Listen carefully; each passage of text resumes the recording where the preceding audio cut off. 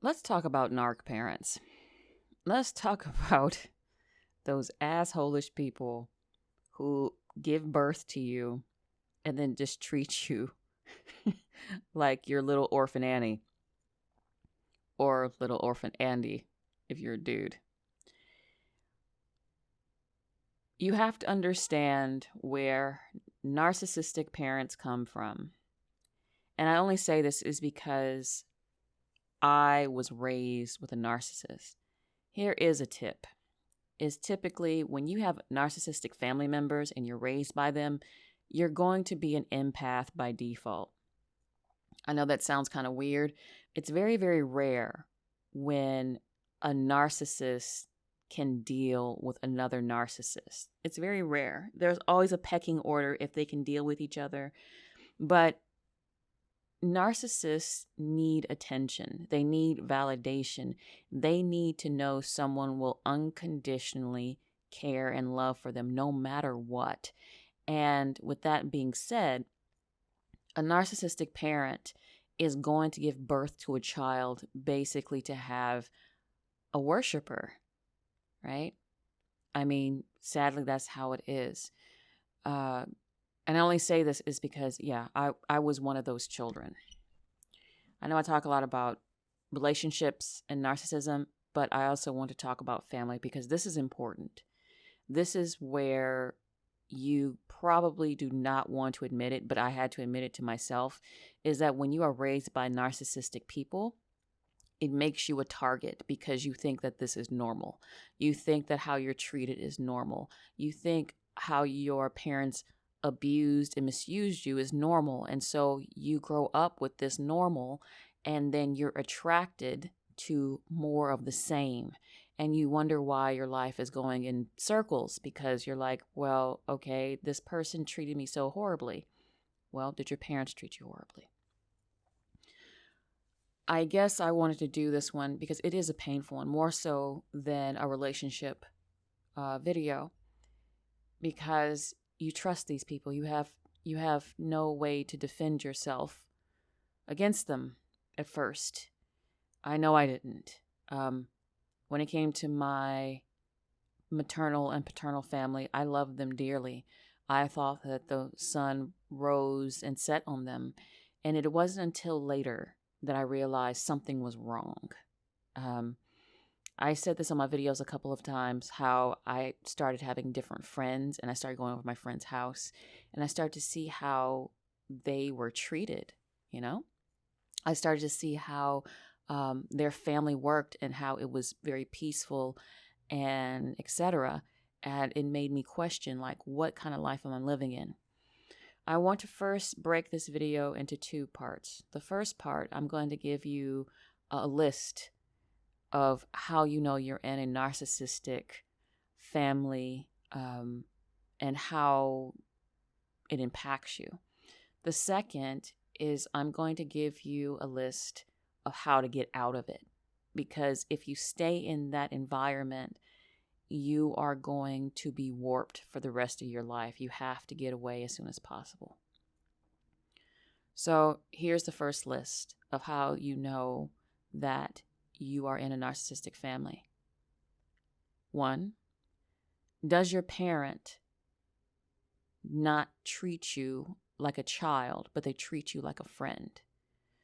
Narcissists don't really want to have children. They want to have supply, aka attention, validation, etc., which means a lot of the times the parents friendify, if that's a word, their children. They expose their children to adult things that no child should be dealing with. So if your parents are talking to you about their sex life, their dating life, their work, and when I say their work, I mean they're telling you about the office drama, not like they're going to work and what they do. If they give you too much adult information, they're trying to make you into a friend. They're grooming you into a companion, not a daughter, a son, a child. 2, does your parent compete with you? Now, I know I said the first one that your parents will friendify you, but also your parents will start to compete with you, especially if you are a young woman.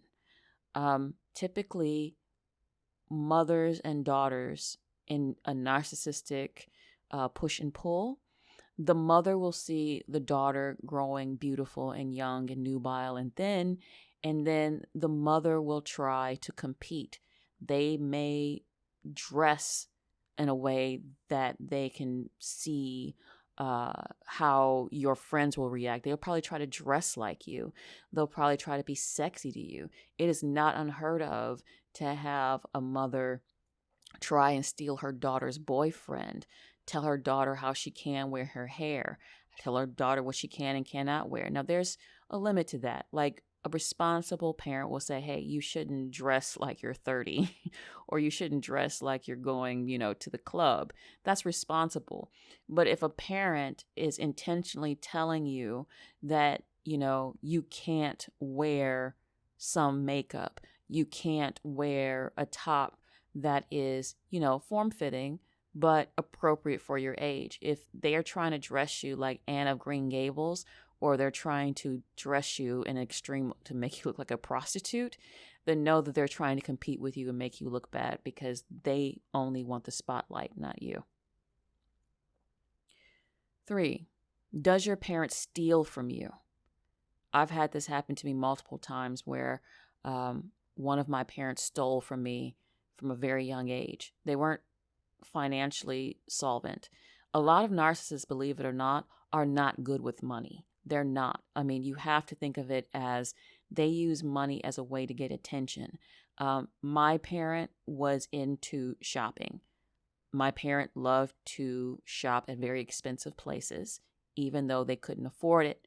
And so the money that I had was taken from me, to the point where when I had a job, I had to get 2 bank accounts, one with like a few bucks in it and the other one with the rest of my money, because I knew that my parent was going to ask for money sooner or later. And since I was still living under their roof, I had no choice but to give it up. Parents, especially narcissistic parents, do this for 2 reasons. First, they're very selfish and they only think about their needs. But 2, they want to make sure that you don't go anywhere. They want to make sure that you have no ability to get up and leave, right? They want to make sure of that. And if they can take any kind of access of money or tools to make you leave, they'll do so, right? Remember, you're their child, aka you are the blood worshiper.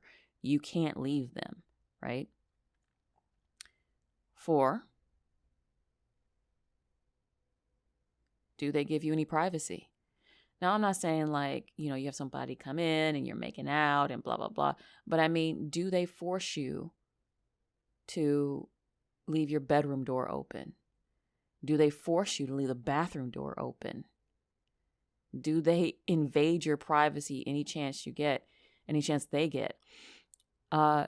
Looking through your backpack, looking through your diary, like you have no privacy. That's a problem. That's a huge problem. And many narcissistic parents do that. They don't give you privacy.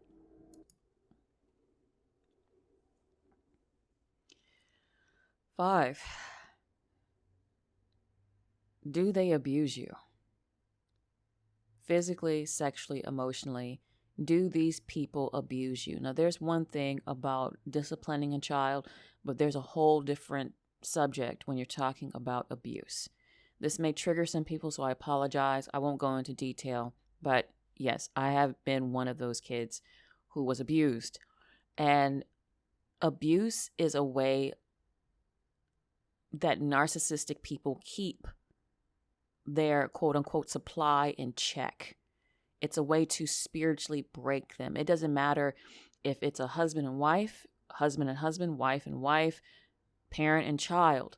Narcissists use violence to break self-esteem, to make you feel like you're not worthy. And narcissistic parents are prime at this.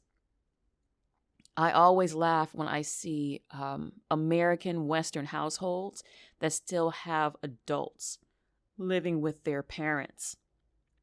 right? And when I'm talking about adults, I'm talking about people in their 30s and 40s living with like your grandmother or grandfather. You can see right there that the abuse and the narcissism is rife because they're afraid to go out on their own. They're afraid to go ahead and be their own person. They think they can't live without the parent.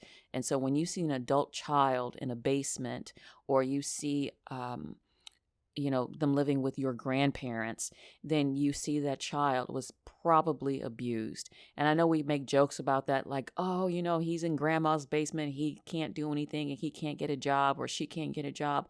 But as someone who's kind of lived that life and thankfully got out before I was in my parents' basement or whatever, I can guarantee you that you're not getting the whole story. I can guarantee you that the parent was either super clingy and wouldn't let the child go and basically hamstrung them that way with guilt, or was abusive. Either way, you have to look at the parent before you hear the sob story. So here's the tips of how to get out. If you are a young person listening to this and you got this far, this is what I did to get out of my household and start this new life. Now that I'm older, I'm actually pretty sane and pretty level. There is a light at the end of the tunnel, and this is what I want to show you that this light is. First off, as soon as you can, try and get a job. I know that sounds horrible, but look, you're going to need cash to get out. You're just going to need cash. So if you get any birthday presents that you can pawn, if you just ask your family for money, whatever, if you get any money, or if you get a job, like even under the table, even if it's like mowing lawns or whatever, please, please, please get a job and get some money. Start stacking your cheese. Talk to your principal, talk to your teachers about opening a bank account and what you have to do at that age. If you have a relative that's super cool, have them take you to the bank and open a bank account, but do not tell the narcissistic parent that you have one. Don't even give a clue that what you have. You're going to need that to get out of Dodge. 2, get your driver's license if you can drive. If you can't drive, try to know your public transportation backwards and forwards so you can leave and have your freedom. It's always best to know a way that you can go, especially if there's shelters. Shelters are not the safest places in the world, so please don't ever take cash with you. Always carry like debit cards or credit cards, but do not leave that out as an option, because things could get bad, and if you have no place to go, a shelter is your last resort, but it's better than nothing, believe me. 3, make sure that you have friends that are in a better position than you. Now, I know that sounds kind of materialistic, but it really isn't. You're going to need a place where you can hide if you have to. It's always good to take, your good friend aside and their parents and tell them the truth. If you can find a trustworthy friend to tell the truth about your situation, 9 times out of 10, the parents will listen to you. Now, you have to ask them not to call like child protection services or whatever, because that's just as bad as basically telling your parent that, that you're leaving or you're not safe. Because if you come back from CPS, because your parents are going to fight for you, your narcissistic parents are going to fight for you. It will be worse when you come back. So please, please, please find a family, or, your friend's family or a family member you can trust. So in case something happens, you have a place to run. 4, always have a bag packed. Even if it looks like, hide it in your closet, hide it under your bed, make it look like, it's just like for school or something. But if you have a backpack of like, toothbrush, toothpaste, changes of clothing, emergency phone numbers, always have a bag packed. It does not matter, because that way, if something happens, you can just grab the bag and go, right? 4, if you have a cell phone, always have your cell phone's pictures saved to like an external hard drive. You want to make sure that you can take pictures of however you are abused, but they won't be on your phone, because that way, if your narcissistic parent or your abusive parent takes your phone, you already have physical time-dated proof. Back then, we didn't have cell phones that could do what you can do now. So, like, I had to just basically have times and dates and et cetera, and I had to write it down. But you have stamps now, you have time stamps. So, if you have a Dropbox, a Google Drive, whatever, be sure that you have your pictures saved to that external drive automatically. Never, ever, ever on your own device. And last but not least, realize that this was never your fault. You were the child of a broken person, of a person who didn't want to do their emotional work. But that doesn't mean that you have to follow their same path at all. What it does mean, though, is that you are now old enough, if you're listening to this and you realize something's wrong, that you have to start making plans. And I'm sorry, you're going to grow up a little bit faster than the average kid. It's going to put the adult glasses on you sooner than you should, but that's okay. I came out on the other side, and I can promise you that you will not be broken forever. You'll be a little bit jaded, but it won't be enough to not see that life is beautiful. I'm telling you, it's not your fault. You did not do anything wrong. You were just around a very broken adult. Please get out while you can. And when the time comes and you can afford therapy and you can afford all these other good things that's going to make you healthy and whole, please take it. Because you're going to need therapy. You're going to need good friends. If you plan on loving healthily, you're going to need this stuff. And last but not least, no contact. Do not contact these people and do not let them contact you. Period. Nothing will ever come of it. Like, I know a lot of people saying that you should forgive your parents and, you know, you only have family and et cetera, but you have to understand that family is just people, right? And these people decided they didn't want to be your family when they decided to mistreat you and use you basically as a scapegoat or whatever, you know? So cut them off. When you get brave enough, cut them off, because you know what? If they are truly serious about being in your life, they will go through the growth. They will go through therapy. They will invite you. They will find you and invite you to their therapy sessions if they're serious about changing and about having you in their life. Good luck. You can do it. I did it, and now I'm okay.